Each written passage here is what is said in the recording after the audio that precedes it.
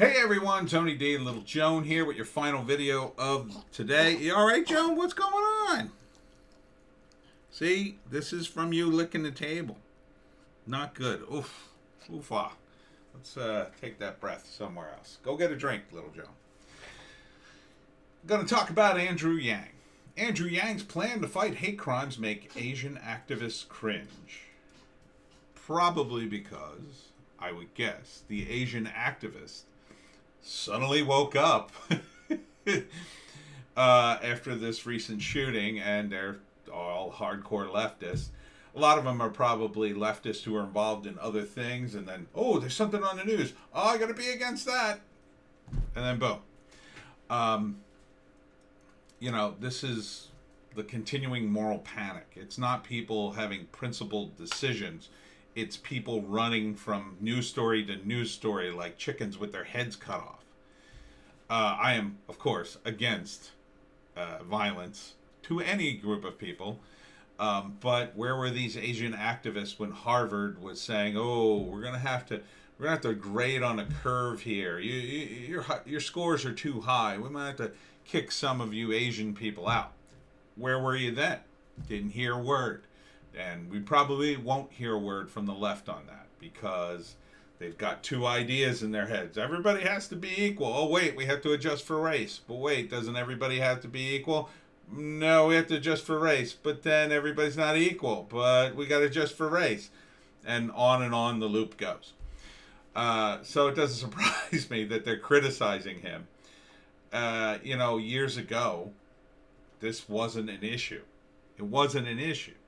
Because people assumed, that most people, 99.9% of them, weren't total racists that had to come out and say, "Hey, I'm against hate, everybody." Like, you didn't have to say that. Now it's like, "Oh, you must be for..." No, I'm not. I'm against hate. Like, there's thousands and thousands of pro-hate people marching in the streets, and we have to do something or we'll all be overwhelmed the moment we stop being woke. So we removed our paywall from this and other stories about acts of violence and racism against Asian communities. Consider becoming a subscriber to support our journalism. No thanks. Andrew Yang, and the same picture, blames powerful New York City teachers unions for slow school start. And this is why I have a tiny bit of respect for Andrew Yang. He seems like he tries to be a genuine guy. I'm sure the process of becoming a powerful politician is going to corrupt him to the core, and he'll soon be doing horrible things when he's elected. But, it's nice that he at least says this. And I agree with this. The teachers union are terrible. They're terrible. Talk about your leftists. Especially in a place like New York, they're ingrained and they're powerful, and good luck. Good luck, Andrew. That's all I'm going to say. Now, to some extent, like the Republicans with military issues, Democrats with union issues, they have a bit of cred going in, right? The union's not going to put up all their guards. They can't. They can't. They have to acknowledge, the Democrats are for us, so we can't beat this guy up too bad. Because he's probably going to be elected. But here's the head of the teachers union, and I'm not trying to insult the guy, but he kind of reminds me of the Kingpin or some kind of gangster. Hey, yo, I'm the head of the teachers union. No offense. I'm just joking around. But, these unions, part of the problem is they're government unions. I'm not against unions across the board. I am against government unions because I think they create a conflict of interest. And I'll explain what I mean, because I've said this a few times, but I want to try to be clear. So you have a teachers union, right? And that develops, and that, who do they negotiate with? Well, they negotiate with the government. The government is run by the people. So who are they really negotiating against? They're negotiating against all the taxpayers. That's the conflict of interest. And they also vote. And they become powerful. And they become a powerful political bloc unto themselves. And that's not right. It would be different if they were impartial, or they didn't vote, or, you know, they actually enforce the rule, like you're not supposed to be political if you're a school teacher. They totally don't enforce that rule. It's a complete. I mean, in New Jersey, I would go into a faculty lounge during the Christie administration, and it would just be anti-Christie propaganda all day long. All day long. There wasn't a single conservative in the mix. And if there was, they kept their head down because they didn't want anybody to know. So that atmosphere existed freaking years ago. Years ago. Long before this. It's the same sort of atmosphere in Hollywood. Probably the same kind of atmosphere in the NYPD and places like that. It's all about who your guys are. Who your political connections are. And that shouldn't be a factor. But it is. Therefore, the unions in government have to go. It's different when you're negotiating with a private entity, because unions private, they're private, they butt heads, and maybe things work out. But for government, all government, I believe, teachers unions, police unions, all these unions need to go. Their recourse for getting better pay, benefits, etc., should be to elect a government that will give them better money, equipment, whatever.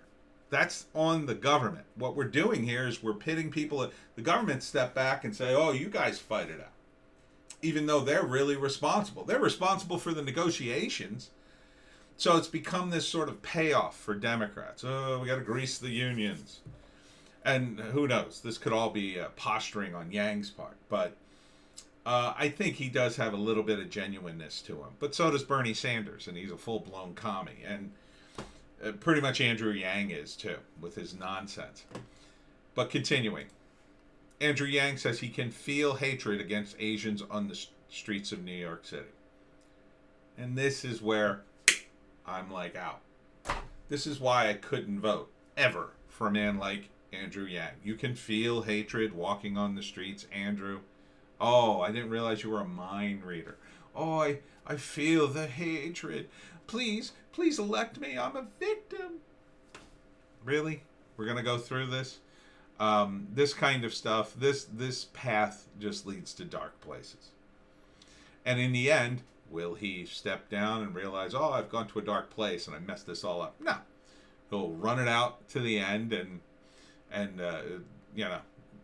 end his candidacy in shame, or his mayoralship in shame. And then just, the history will rewrite itself and he'll be fine. So good luck, New York. I would like to see you guys get a Republican again. You could really use one, but I mean, Giuliani, unfortunately, was an aberration. Jewish Journal. Andrew Yang says BDS is not nonviolent, but anti-Semitic.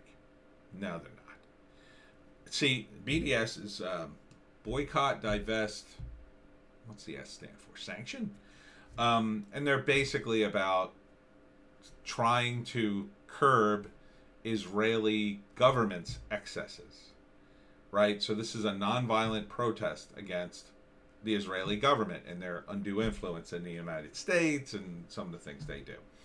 However, it's been pushed into an anti-Semitic corner because, number one, the assumption is everybody in Israel is Jewish, 100%, which isn't true. In fact, the Jewish population will become the minority within 20 years, was what I heard. That was quite a while ago, so it might be within 10. That's number one. It is the Jewish state, but it's not. I mean, there are non-Jewish people who live there. There are Christians who live there. It's a very, religious place. And to call it anti-Semitic, it's just not true. They're not anti-Semitic. Now, there are members who I'm sure are, because if you're against certain groups of people, then you would totally be for this, because you're for anything against people. And they have the same stupid perception, too, that Israel is only Jewish people. It's not. It's a mixture of people. And, for Andrew to even weigh in on this, it's pointless. Dude, this is how stupid he is. He's smart. He's smart academically. A lot of people praise him for his intelligence, and in some areas, I guess he is smart. But in this, he's just an idiot. He's an idiot for wading in on this. All you have to say is, well, I'm running for the candidate, of New York mayor. It's not my business to make a statement about what people can and cannot protest. What is not racist. That's not his judgment call. And here from the New York Times, otherwise known as the Communist New York Times, I would call it, Andrew Yang isn't doing UBI right. There are better ways to follow the Reverend Dr. Martin Luther King's call for a guaranteed income. By Bryce Covert. It's a weird name. Ms. Covert, a contributing opinion writer, is an independent journalist who focuses on the economy with an emphasis on policies that affect workers and families. Well, learn economics, I would say, Ms. Covert, because UBI would be an absolute effing disaster. I don't know how many times I got to explain this, too. UBI, okay, let's say everybody gets $2,000 a month, which would be nothing in New York City, by the way. You'd have to go at least, I don't know, probably like $5,000, maybe that would cover it. Although the way DeBlasio is running the city into the ground, maybe $2,000 you could live like a king. But let's say it's $2,000, get $2,000 a month. I could live on that in my current situation, but I'm not a good example. Most people can't even live on that. But let's say I could. Yeah, I could. All right. Let's say I have an apartment and it's like $1,300, and then the other $700 I use for food and various bills. And let's say it all works out. The math works out fantastic. I've got UBI. I would sit at home, write books, play video games. Maybe I'd do nothing. Because why would I? The whole point of working is so I can eat and have nice things and buy things. I bought this new computer not too long ago. And I bought all this stuff. I bought lighting for my videos. I worked for those things. And work also gives you a sense of purpose. UBI takes that away. And these people think they're helping poor people, but they're not. They're just not helping anyone. They don't understand poor people. They just don't understand. Now, there are some people who would take that UBI and they would, climb their way out of the bottom. A lot of them wouldn't. Most of them wouldn't. More than most of them wouldn't. And some of them who would climb out of the gutter because they were pushed a little bit would not. So it would be damaging. A lot of these people would just smoke pot and play video games. I don't smoke pot, but I do play video games. I got a video game unopened here that I really should play. But I just don't have time. I'm working. I'm making books. I'm making comics.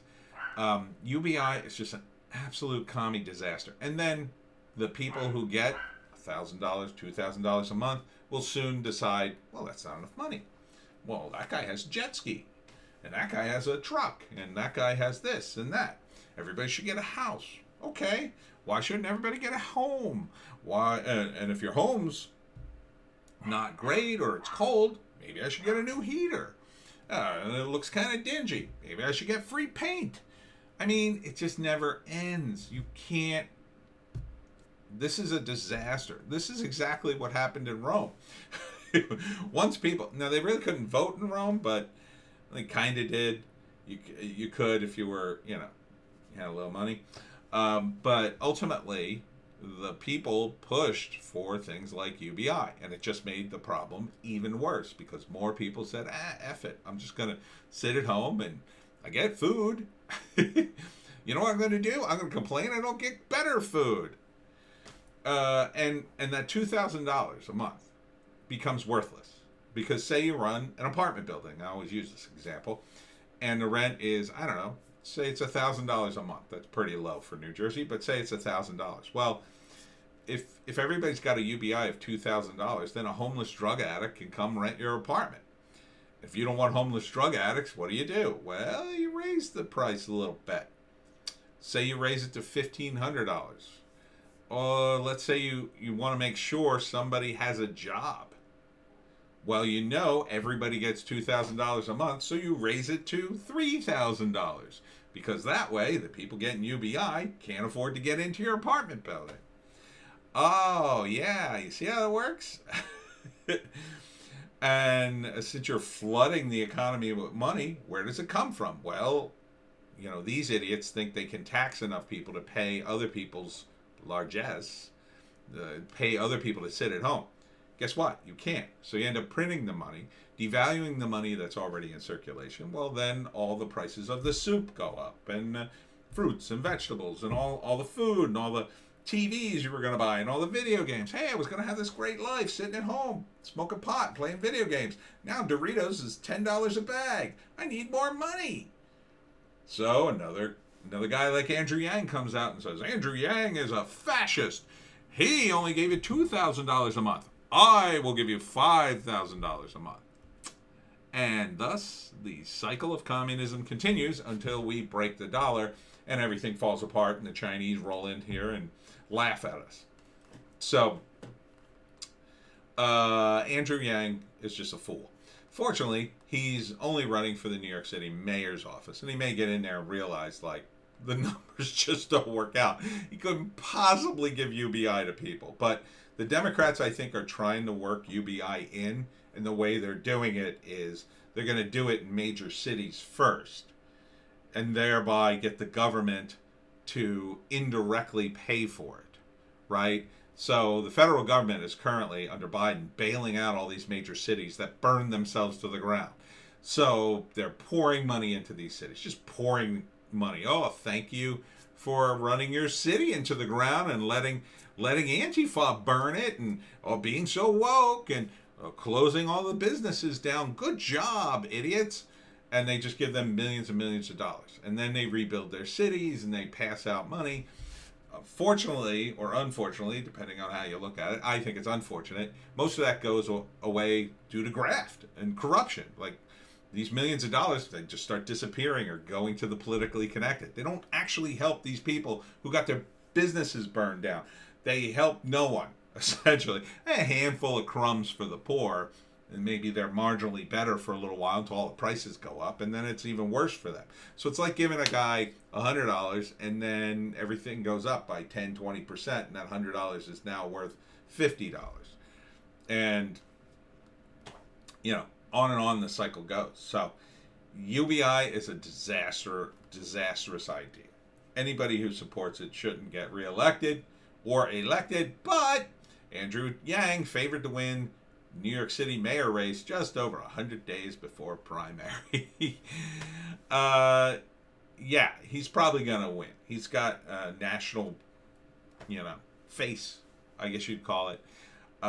He's probably getting all the, sucking up all the energy in the room. He's a hardcore leftist for the most part. Although I will say he seems to be nicer. I will say he seems to be a nice guy. He's got a sense of humor. I think he genuinely believes he can make this stuff work, but he can't.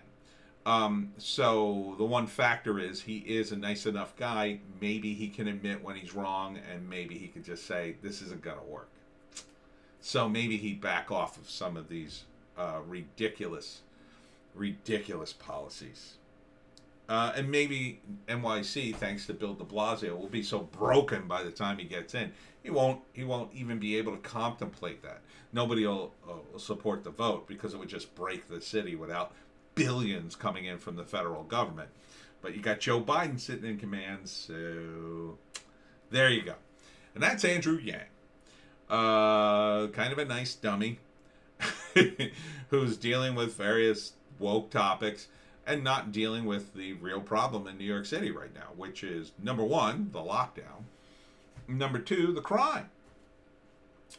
He's dumb enough to entertain defund the police and, having counselors go on calls, but I want to believe that he's at least a nice enough guy or smart enough guy to go, well, this doesn't really seem to be working. Maybe we'll pull it back. Not that he's going to admit anything, but that he would at least pull it back and not keep hitting himself in the face with a shovel. Anywho, that's my videos for today. Hope you enjoyed them. Smash like and subscribe. Check out the books. And thank you all again. Little Joan and I will be back tomorrow.